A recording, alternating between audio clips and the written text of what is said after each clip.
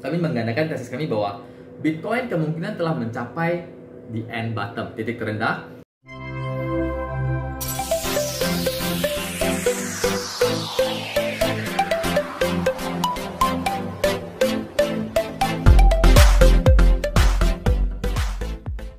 Hai guys, kembali bersama saya Sengsen Chandra, founder dan CEO dari Ewan Accessories di Weekly Update Cryptocurrency. Kita akan membahas bagaimana atau kemana pergerakan Bitcoin dan altcoin lainnya dalam seminggu ini, oke? Nah, namun sebelum saya bahas ke sana, saya ingin sharing kepada Anda bahwasanya kemarin hari Minggu saya baru membaca berita di detik.com bahwasanya ada sekeluarga,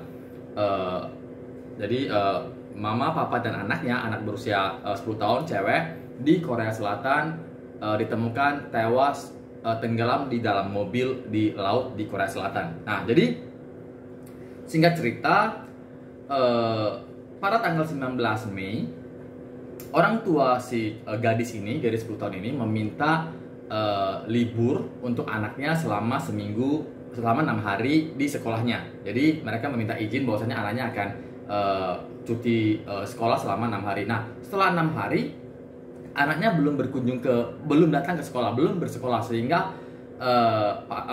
pihak sekolah mulai mencari ke rumahnya, dan ternyata di rumahnya itu sudah tidak ada orang, dan akhirnya mereka melaporkan kehilangan orang gitu ya di polisi, dan akhirnya polisi melakukan pencarian, baru ditemukan di berita beberapa hari lalu bahwasannya mereka ditemukan tewas di dalam mobil tenggelam di laut gitu ya. Dan setelah dicek, singkat cerita, di komputernya, di laptopnya sang ayah, polisi menemukan pencarian kata-kata Luna, yaitu koin Luna yang kita kenal sekarang dengan namanya Luna Classic dari Terra, oke. Kemudian yang kedua, pencarian kata-kata obat tidur, pil tidur, dan cara-cara ekstrim bunuh diri. Nah, jadi di sini polisi belum mengambil asumsi bahwasanya keluarga ini bunuh diri karena Luna, tapi yang pasti ditemukan begitu banyak surat tagihan yang sudah tertunggak berbulan-bulan, bahkan dari pengadilan juga ada, gitu loh. Jadi di sini saya bisa mengambil asumsi bahwasanya tanggal 19 Mei itu adalah hari crashnya Luna. Tanggal 18-19 Mei ya, hari crashnya Luna. Nah, sebenarnya kalau cara berpikir saya adalah ada kemungkinan memang efek dari crash Luna tersebut, keluarga tersebut bunuh diri gitu loh ya. Nah, jadi bukan hanya itu saja, bahkan ketika Luna crash beberapa hari kemudian, dari tanggal 18-19 Mei ke depan, beberapa hari kemudian, banyak orang yang bunuh diri dan mencoba bunuh diri. Bahkan di Indonesia itu juga banyak. Oke, jadi di sini saya ingin sharing kepada Anda bahwasannya harusnya jika Anda memiliki mindset dan mental yang benar di dalam berinvestasi dan trading, Anda tidak mungkin melakukan sampai yang namanya bunuh diri.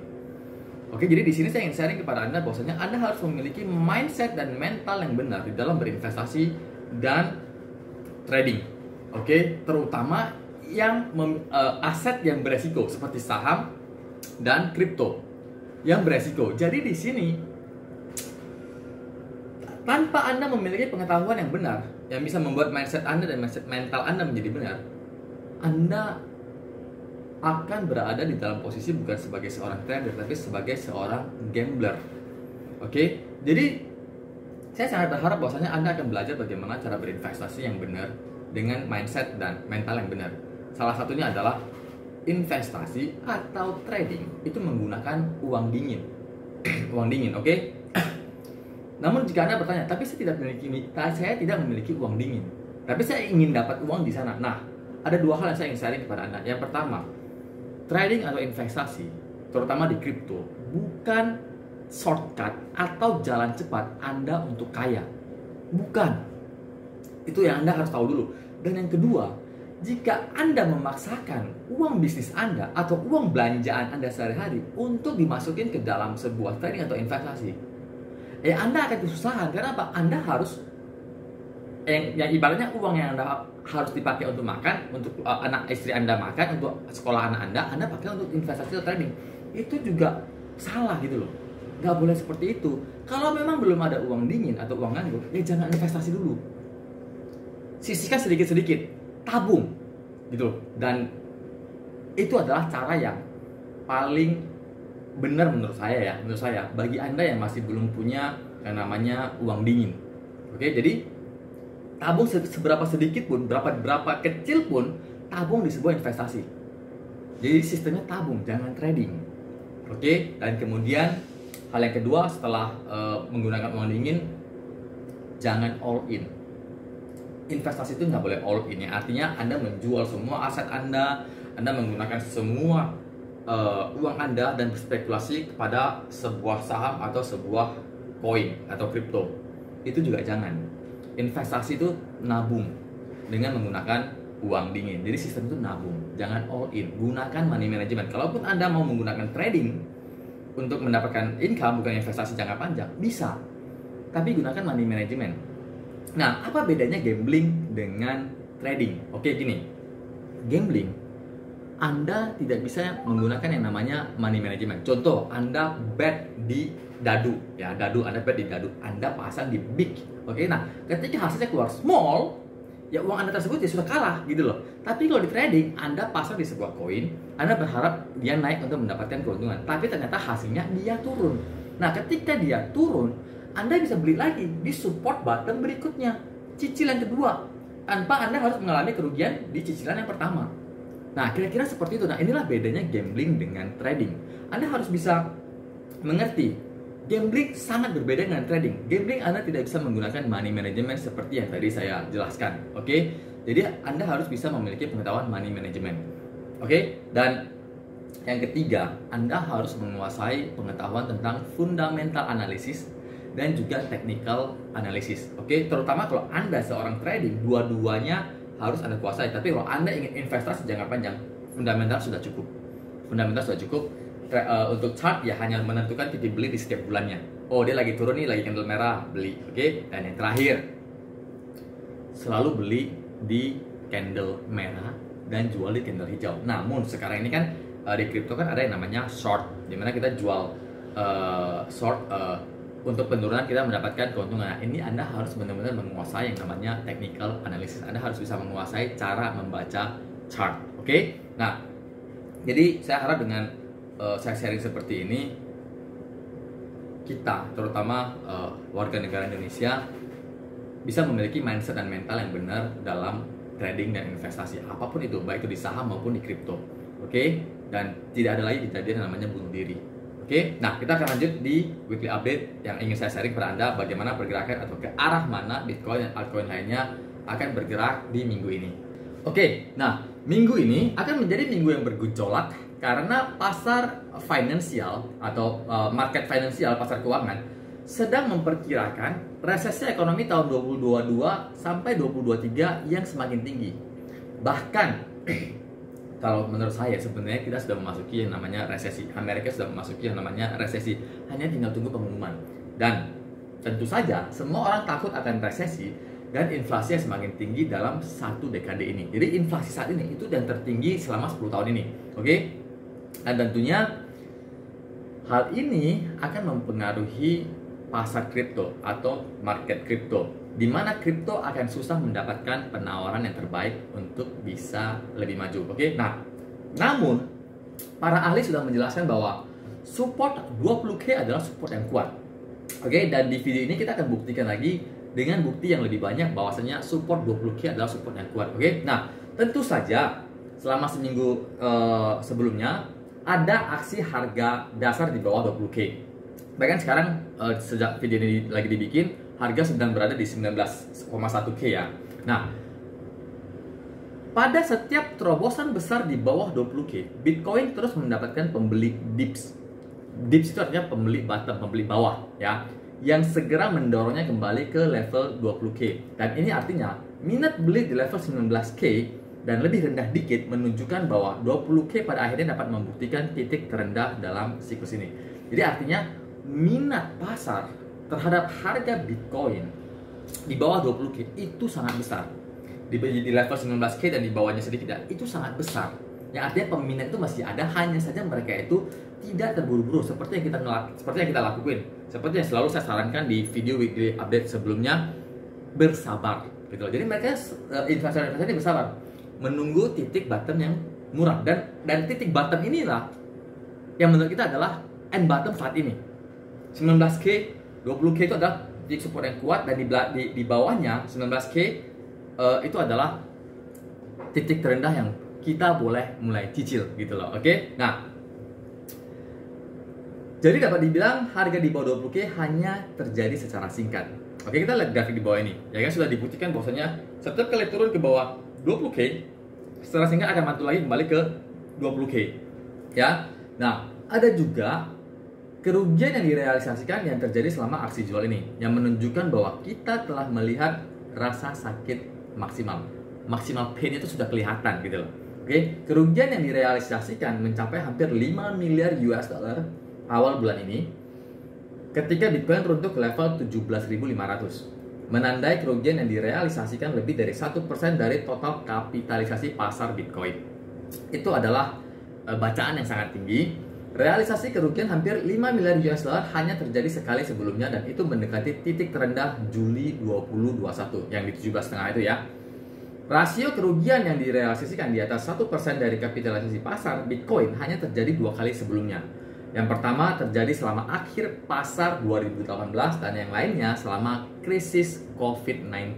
Oke, dengan kata lain, sebagian besar bukti terus menunjukkan bahwa terlepas dari ketakutan akan resesi dan inflasi, volatilitas pasar saham dan obligasi, jatuhnya harga komoditas, dan banyak lagi berita miring lainnya, Bitcoin bekerja melalui proses bottoming pada level saat ini, yaitu 20K, 19K ke 21K, dan di tengahnya 20K. Oke.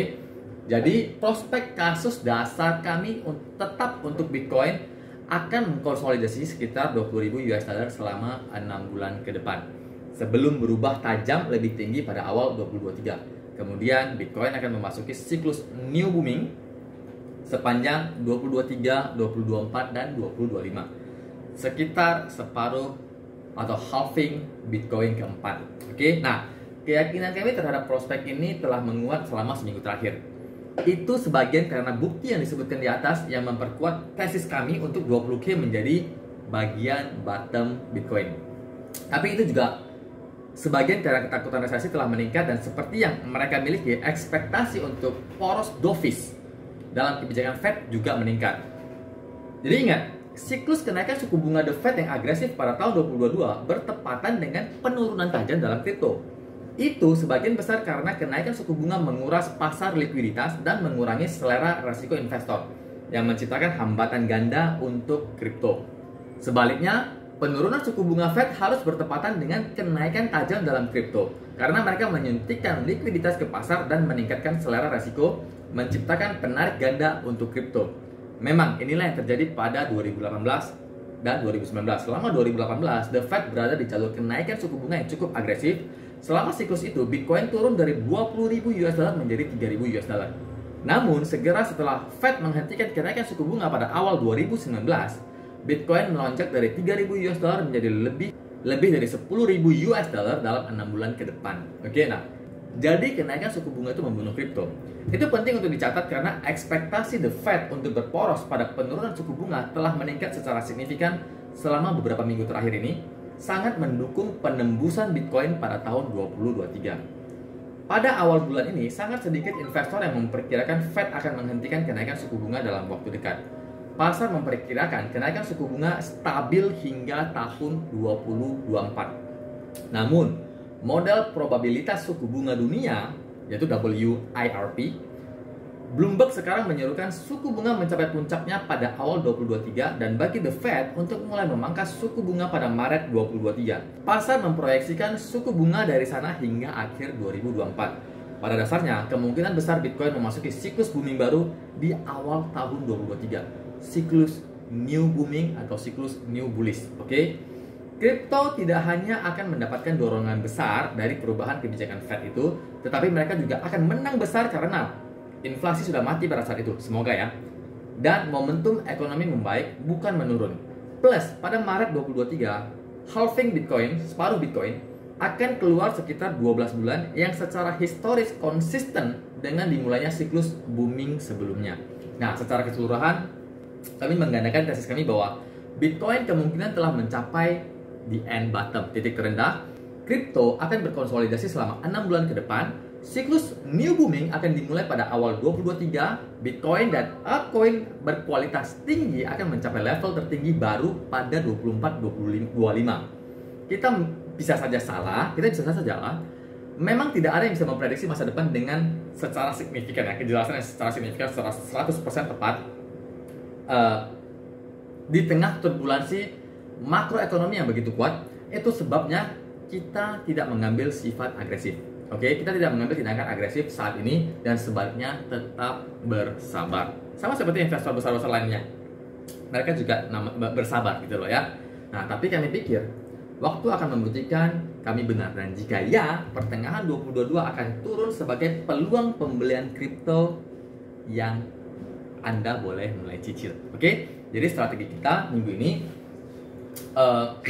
kita akan manfaatkan konsolidasi di 19K untuk dia mantul kembali ke 20K.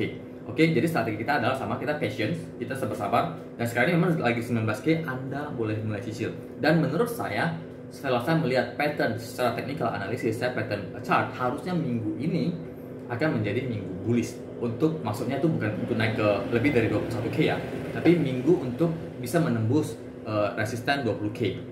Mungkin bisa mencapai 21K. Ini menurut pattern saya, menurut pengamatan saya terhadap patternnya Bitcoin. Oke, dan kita bisa manfaatkan konsolidasi ini. Jadi kita akan mulai buy, dan saya sudah buy di 19K, dan kemarin sempat di 18,7, kita dapat di 18,8, dan kita akan nunggu dia mantul ke level 20K ke atas, sekitar 21K. Oke, dan memang kemarin sempat naik kan, kemudian dia turun lagi, tapi dia akan kembali naik lagi di minggu ini. Minggu ini akan menjadi minggu bullish ya, sebelum dia mantul lagi ke bawah. Jadi kita akan manfaatkan itu. Jadi sekarang ini kita bersabar, jangan FOMO, buy di level 19K dan di bawah 19K sedikit, dan kita tunggu sampai dia naik ke level 20K ke atas, terutama di bawah 21K, kemudian kita jual dan kita beli sebaliknya untuk short itu penurunan ke bawah. Oke, dan tentunya yang ketika Anda beli di 19K, jangan jual semua, simpan untuk investasi jangka panjang. Oke, jadi itu strategi yang saya bisa sharing kepada Anda.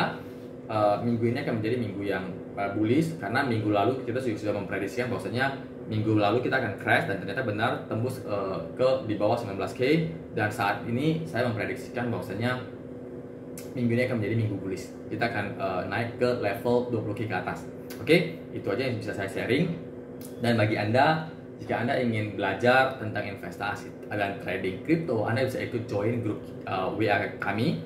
Jadi di dalam WA kami itu kami memiliki komunitas yang cukup menyenangkan, komunitas yang saling menguatkan dan saling sharing signal buy, signal sell, koin-koin yang kita bisa trading. Anda boleh join di link WhatsApp yang sudah saya sediakan di deskripsi video ini. Oke, terima kasih telah menyaksikan video ini sampai habis. Sharing kepada teman-teman Anda. Dan jangan lupa untuk subscribe, like, comment, dan share, serta bunyikan lonceng supaya ketika saya share dan upload video baru tentang pergerakan kripto, tentang koin-koin yang harus Anda hindari, informasi tentang sebuah koin, review sebuah koin, signal buy, signal sell, Anda tidak ketinggalan. Oke, terima kasih, salam sukses Indonesiaku.